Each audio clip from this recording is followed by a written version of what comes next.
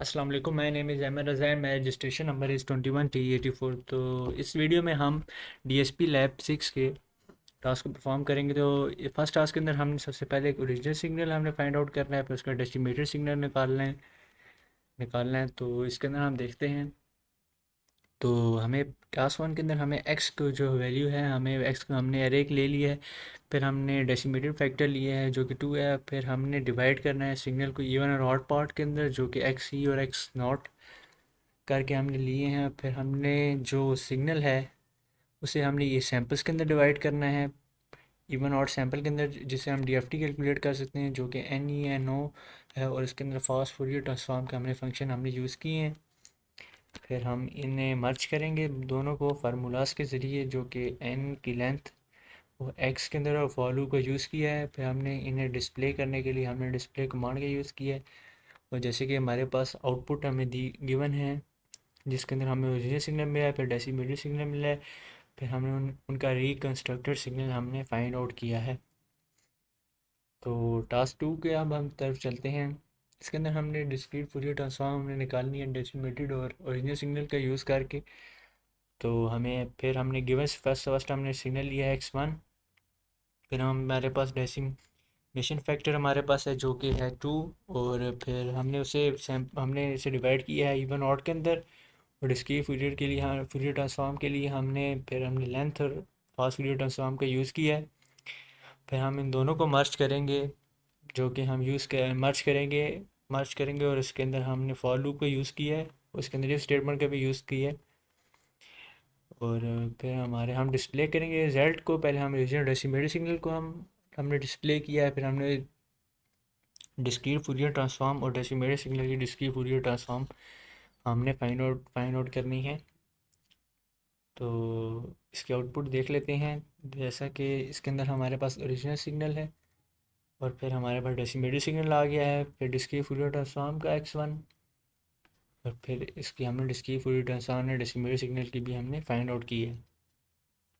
अब टास्क 3 के अंदर चलते हैं। तो इसके अंदर हमने इनवर्स डिस्क्रीट फूरियर ट्रांसफॉर्म हमने निकालनी है। तो सेम एक्स वाई हमने दो ले ली हैं, एरे ले लिए हैं। फिर इसके अंदर हमने डेसिमल फैक्टर लिया है जो कि 2 है। फिर हमने इसे और इवन और सैंपल के अंदर हमने डिवाइड किया है। फिर हमने उसके इवन और सैंपल को हमने सेपरेटली हमने उसके अंदर इसका हमने कैलकुलेट किया है। कैलकुलेट करने के बाद हमने लेंथ ले ली, ज़ीरोज़ ले लिए हैं। और फिर फॉर लूप का यूज़ करके हमने यूज़ किया, और इस स्टेटमेंट का भी यूज़ किया है। इन्हें हमने इसके जो है हमने इसकी इनवर्स डिस्क्रीट फूरियर ट्रांसफॉर्म का हमने फाइंड आउट करने के लिए।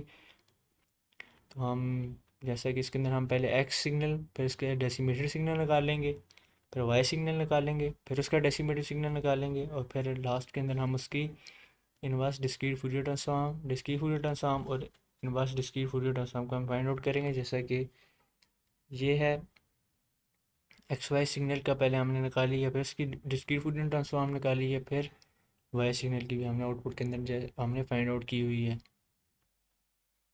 देखिए, और फिर टास्क 4 के अंदर चलते हैं। इसके अंदर हमने इनवर्स डिस्क्रीट फूरियर ट्रांसफॉर्म हमें निकालनी है। तो पहले हमने फंक्शन बना लिया फास्ट फूरियर ट्रांसफॉर्म FFT माई FFT के नाम से। उसके अंदर हमने बेस केस लिया है, जो कि हमने एन को इस स्टेटमेंट यूज़ करके एन को 1 के इक्वल रखा हुआ है। फिर हम इससे भी इवन और सैंपल्स के अंदर हम डिवाइड करेंगे x नॉट के अंदर। और फिर हम मर्ज करेंगे सब DFTs को फॉर लूप को यूज़ करके। और फिर जैसे कि हमने ये देखें, इनपुट सिग्नल है लिया है, फिर फास्ट फूरियर ट्रांसफॉर्म को यूज़ करके हमने FFT फास्ट फूरियर ट्रांसफॉर्म हमने फाइंड आउट करनी थी। तो हमने इसे डिस्प्ले किया है। तो आउटपुट हमारे पास ये गिवन है, देख फास्ट फूरियर ट्रांसफॉर्म है। और लास्ट टास्क के अंदर चलते हैं। तो इसके अंदर हमने सबसे पहले हमने सैंपल्स ले लिए हैं WXYZ। फिर इनका हमने माई 50 जो हमने फंक्शन ऊपर क्रिएट किया था उसका हमने यूज़ करेंगे। इसके अंदर कैलकुलेट करेंगे हम फास्ट फूरियर ट्रांसफॉर्म की। और फिर हमने FFT का हम फंक्शन यूज़ करके हम स्टैंडर्ड फंक्शन यूज़ करेंगे FFT का। और फिर कंपेयर करेंगे अपने रिज़ल्ट को। तो जैसा कि ये देखिए, हमारे पास इसकी आउटपुट आ गई है। पहले हमारे पास सिग्नल वाई आया है, फिर कस्टम फंक्शन आया है, फिर स्टैंडर्ड फंक्शन आया है, फिर सिग्नल जेड आया है, फिर ये हमने सारे फाइंड आउट कर लिए हैं जो फंक्शंस हमें रिक्वायर थे। तो ये थे हमारे पास DSP लैब 6 के टास्क। Thank you.